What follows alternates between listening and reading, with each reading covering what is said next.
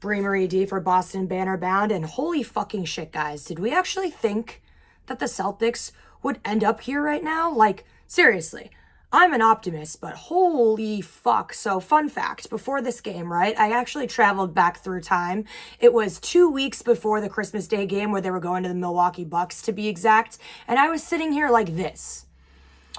So the Celtics are below 500. They're 13 and 14. This is so embarrassing. Maybe we should fire Ime. I don't fucking know what's going on. Figure it out. I can't even deal. I love them so much, but I'm dying right now. And now it's like total 180, bro. They were on a West Coast trip back then, and they had 5 games, and they only won 1 out of 5. Fast forward to this road trip. Get those brooms out, bro. They swept. They won all 4, and I'm going to talk to you about all 4 real quick because obviously we want to talk about the game that they legit just won in OKC. And fun fact, another fun fact, that was the game I was the most worried about because you know that the Celtics always play down to competition. So let's go all the way back. They took on the Warriors in Oracle, and another fun fact, that might be the word of the day. So if you're playing a drinking game with me right now, it's every time I say fun fact, take a shot, you'll be dead. Anyways, fun fact about the Celtics and the Oracle Arena is that Marcus Smart has been on this team for, I believe, 8 years now, and he is undefeated when it comes to playing in Oracle against Golden State. And guess what? Still undefeated, bro. So let's talk about it.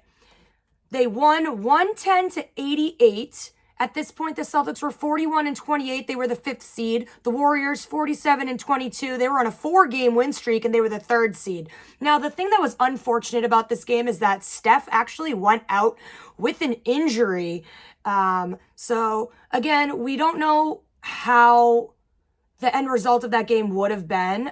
Judging by stats, obviously, it seemed as though it was in the Celtics' favor to win in Oracle, regardless if Steph went out with an injury or not. We did not have Nesmith. Draymond came off the bench. Kuminga, this bro, somebody to definitely keep looking out for because he is really, really good. I noted that there was too much whining over foul calls by Jaylen Brown. I did not like the whining over foul calls, too many extra passes. Smart covering Steph was phenomenal. Smart drew an offensive foul on Steph. And then, so the reason why Steph went out with an injury, right? This was the controversial play, which I don't think is a controversial play. I think it's a basketball play. They both, not just Smart. So listen, if Steph was standing up straight, right? And Smart dove at his legs, then yes, that is a dangerous play. That is a foul. That is not good. But they both willingly dove on the floor for the loose ball, and unfortunately, Steph got hurt. That is not a dangerous play, in my opinion, okay? I don't care. Like, you could argue it the other way around. What if Draymond dove at Tatum? Like, they dove together. So it's really like it was a 50-50 situation. I don't say that as a dangerous play. Obviously, not great that Steph got hurt. We don't ever want to see anybody get hurt. It was just an unlucky situation. So that's unfortunate that it happened. But I don't think it was a malicious play on Smart's part. It's fucking Marcus Smart. He literally has his whole blood and sweat and tears on the court of any arena, any night of the week. So, like, that's him. He's diving for that loose ball. Like, do you know who he is? Because that's literally the definition of Marcus Smart. So I don't want to hear any of that. It was not a dangerous play. I apologize that Steph got hurt, but that was not intentional, not like what he planned to have happen. Celtics led 48-32, 16-point lead at the half. Celtics were up 24 points in the 3rd quarter. Warriors cut the lead to 10. End of 3rd quarter. Obviously, Celtics hate 3rd quarters. We already fucking know. Rob had 4 blocks, 9 rebounds in the 3rd quarter. Tatum with his 58th career double-double. Jordan Poole was really their only hope at this point because Clay wasn't really playing like Clay, and Draymond's just fresh off the bench. Draymond also got a technical foul. No surprise there. Tatum was double teamed, and then a dumb foul by Tatum in frustration at the end, and it was not a great game for Derek White. Pritchard had a really hot fourth quarter, lead back up to 17 in the fourth quarter. Nick Strauskis got a trick 3-point shot. Tatum entered the game with 26 and 12. Brown 26 and 7. Smart 20 points, 8 assists. Rob 8, 9, and 4 blocks. Jordan Poole had 29 points and Clay had 18 points. And this is also another fun fact. Celtics' normal starting five is now 24 and 7 at this point. So again, 24 and 7. Does that sound like a lot of numbers to you? No. So once again, it's not so far removed to say that the Celtics are just now like the team that we thought that they were supposed to be, right? This is the team that the Celtics diehards have deserved and wanted this whole time. Fully healthy for the most part, squad, and everybody's rolling and firing on all cylinders. Everybody knows their role. Everybody has high-ass team chemistry. It's great. So again, Smart remains undefeated in Oracle, and then the Celtics took the 4th seed with that win over the Warriors in Cali. So then they go and take on the Sacramento Kings. Well, this game and I'll say OKC were both games that I was like worried about because the Kings are 25 and 46, 13th seed in the West. Celtics at this point are 42 and 28, and they now just became the 4th seed. Tatum had 32 points, Brown had 30, and then for them, Sabonis had 30. They won that game 126-97. I didn't watch it, so I don't have many notes on it. It's funny, like, if you don't sit and watch a game from start to finish and then you just look at the box scores, you have no idea what really went on in that game. So I think it's really important, if you can watch a game from start to finish, to watch a game from start to finish, because a box score doesn't tell you all the facts, doesn't tell you all the info.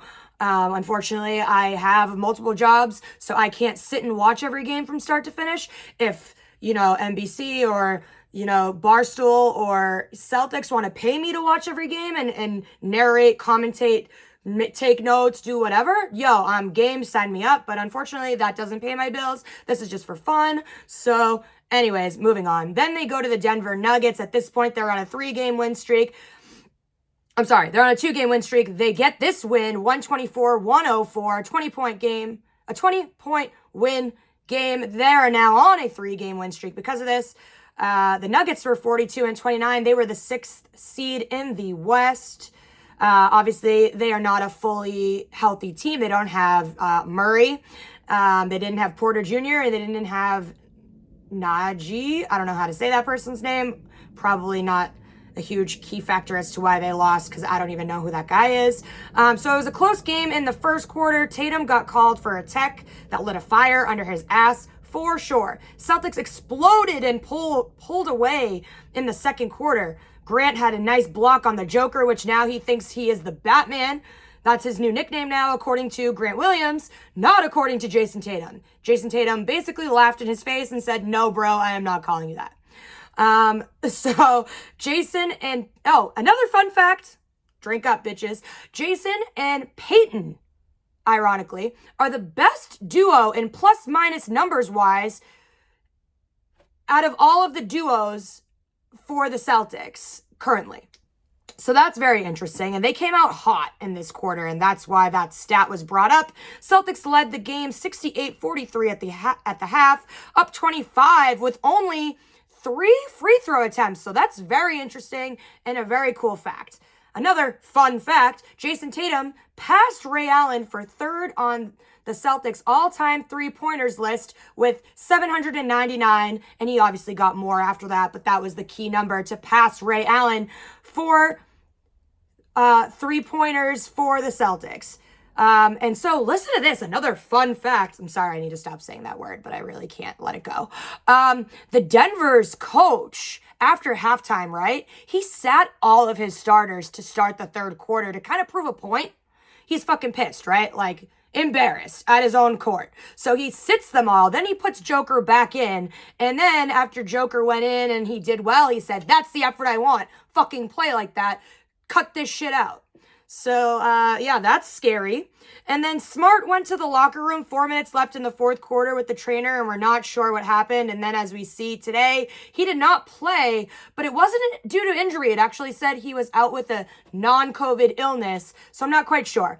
B squad for the Celtics and the Denver Nuggets entered the game with 4 minutes and 30 minutes left. 4 minutes and 30 seconds left in the fourth quarter.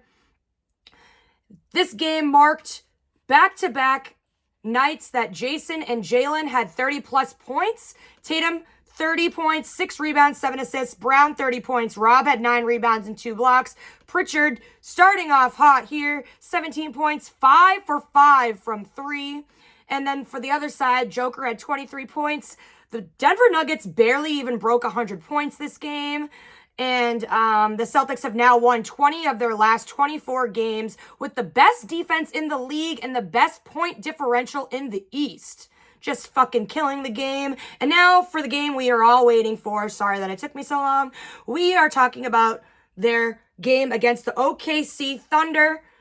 They won this game 132-123, only by 9 points. By the grace of God, they win this game. They almost lost it. So both teams, ironically, were on traveling back-to-backs, okay? So OKC played in Orlando, I believe it was, or Miami. It was somewhere. They were somewhere, and they flew back to OKC for this game. And obviously, the Celtics come from Denver, fly to OKC. They're both on traveling back-to-backs. They're both fucking tired. The Celtics, at one point in this game, in the third quarter, they were up by 26. They started off the game hot, going 13 on a 13-0 run to start out the game. So they came off hot, ready to fucking rock. Perk kept saying, oh my God, they played last night. This is a traveling back-to-back. Look how good they're doing. Well, it faded out in the fourth quarter because they got fucking tired. And OKC is one of the youngest teams in the league, and they were kind of like the Energizer Bunny. They kept going. They kept fighting back. They kept, reducing the deficit. They actually had all the fight in them. They did not have any quit. They were kind of like the Pistons in that sense, that they were just kind of annoying. They weren't going away, and they were playing better than what their record showed. So I'm just going to read off my list here. So Perk and Scal were commentating. We had the 08 teammates just killing the commentating game. It was hilarious. Super fun, super enjoyable. Grant Williams and Derek White got the start in place of Rob Will and Marcus Smart. So like I said, Smart had an illness. Rob Will had the tendinite, whatever it is, right patella tendinopathy, whatever the fuck that means. At this point, the Celtics are on a 3-game win streak. They are the 4th seed. They were 44-28, now 45-28 on a 4-game win streak. Thunder 20-51, 9-game losing streak, and the 14th seed. So that's always a red flag for me because, like I said, the Celtics have a really bad habit of playing down to shitty competition, or if it looks like shitty competition on paper, right? So you have a team that's lost 9 in a row. They're on a traveling back-to-back.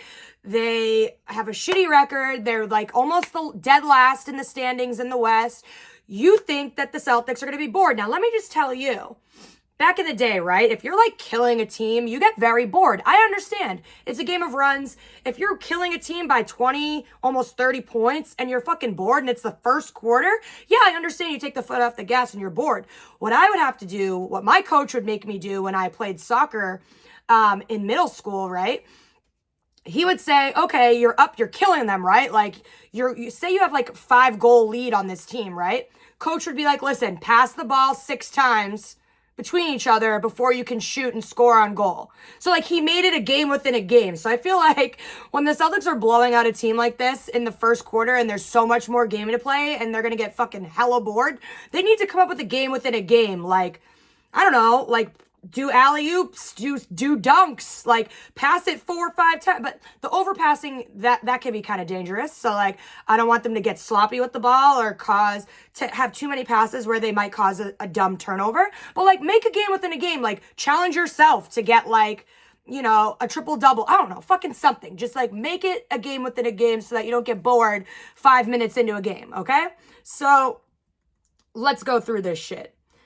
They started off 13-0 run to start the game. Then it was a 20-9 run to start, up 17 after the first quarter. Pritchard still on fire. They used Sam Hauser, a.k.a. Target-style Hayward. Early use of him in the second quarter. They cut the lead to 11, bro. Rookie Tre Mann had a fucking Trey day and went off. He was 7 for 7 from 3, putting on a show. He was literally their only glimmer of hope for a while there. And Tice was getting beat at the rim by Mann every single time. Tice couldn't catch a break. It was war on Tice. It was his legs could not keep up with the fresh rookie legs of Tre Mann. It just wasn't happening. Celtics maintained the lead 65-51 at the half. They were up 14.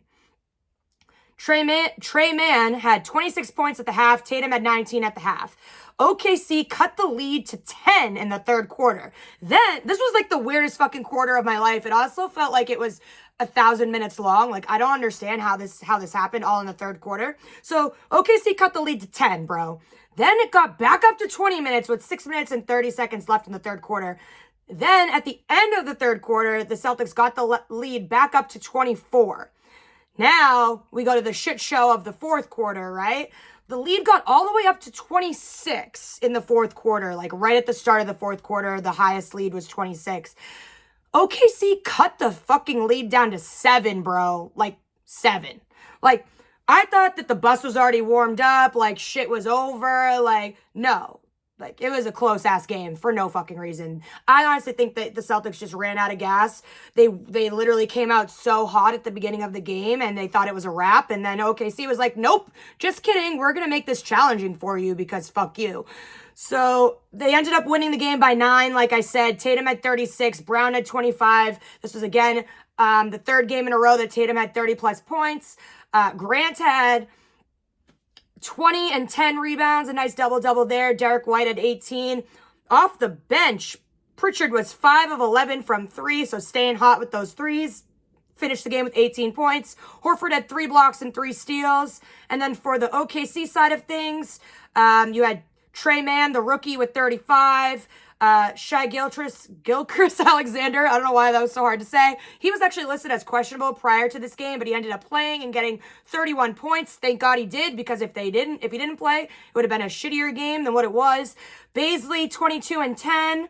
And then off the bench, Poweski, I think that's how you say his name, those really, really, like, toothpick skinny white dude. He was 3 from 8 for 3 with 19 points. So what I noted here was OKC never fucking gave up. And honestly, kudos to them. They did a really good job. But yeah, brooms out, bitches. Celtics sweep their road trip. Love that. What a fucking turnaround from the beginning of the season. Holy shit. They went 1 for 5 their last road trip back in December, okay? And now fast forward to March, 4 for 4, baby. And it was beautiful. So I'm very proud of them, very happy for them. They are coming back home to play the Utah Jazz on Wednesday. And then they actually have a pretty good little chunk of a break there. They don't play again till Sunday. At home again against the Timberwolves, and then they have a traveling back-to-back. They go to the Raptors on Monday. So that's all for my Celtics talk. Please always subscribe, like, and comment, and tune in to Celtics Corner YouTube channel. I put all of my stuff on there, as well as guest host on their live talk shows. It's amazing, so fun. So please, this is Boston Bannerbound on Celtics Corner. Brie Marie D, please tune into that. And now we're getting into the section of Red Sox Sox talk, baby. So, as you know, after the 99-day lockout, spring training started, but a month late. So now we're talking spring training, baby.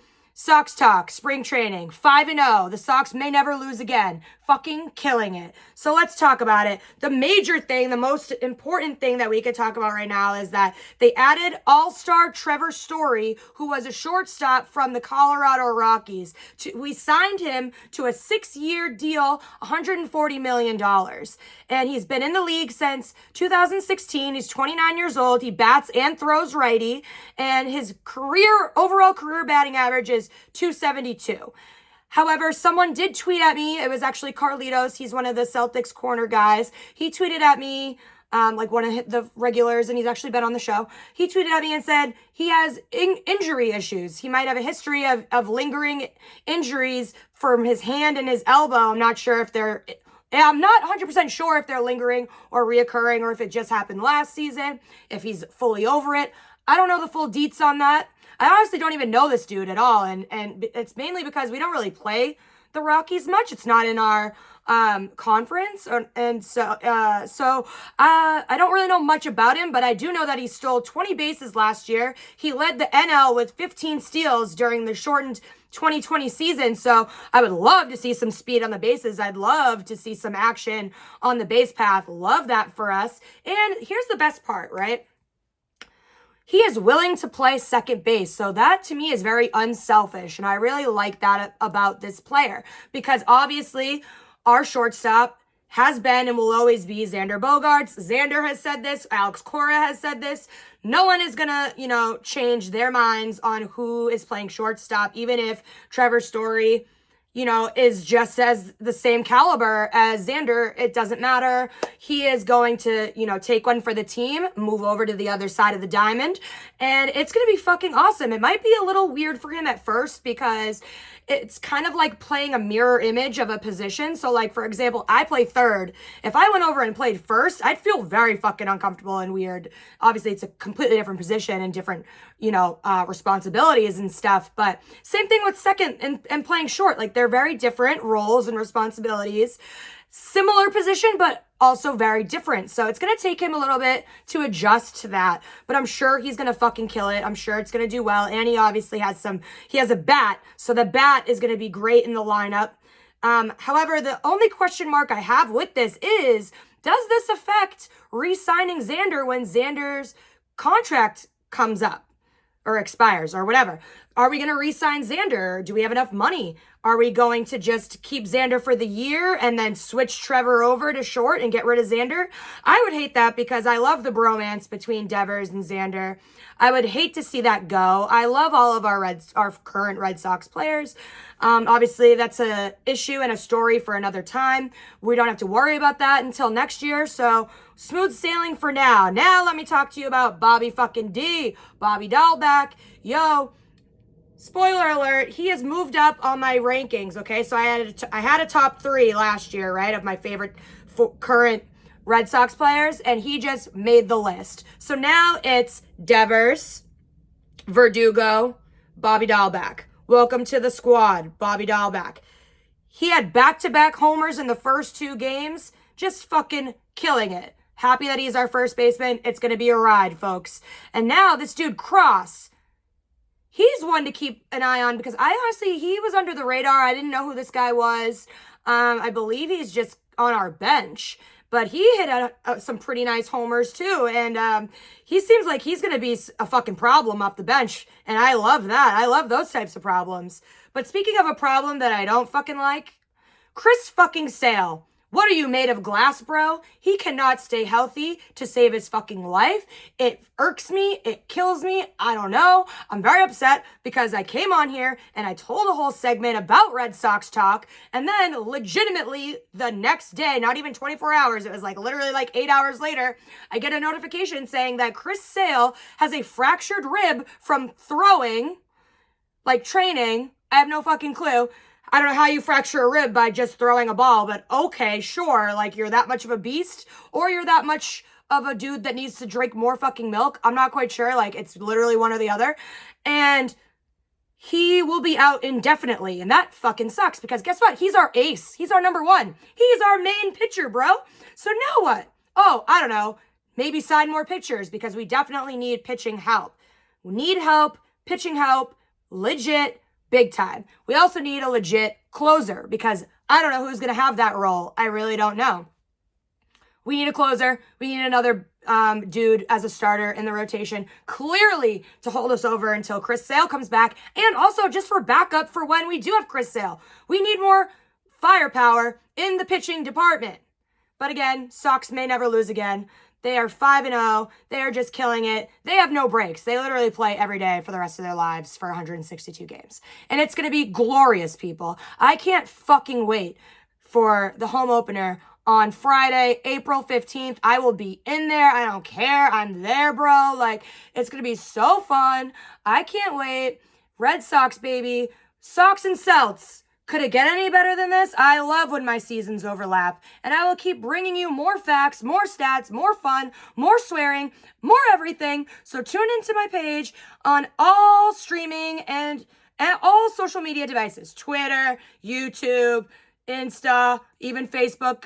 We're not too old for Facebook. Let's all do that. Add me on all those, follow me on all those, comment, let me know what you want to hear about, what you want to talk about. Tell me if I was too loud. I don't care. I'm Italian. I'm always going to be loud. Sorry. This was just a prop, by the way. I'm not even using this.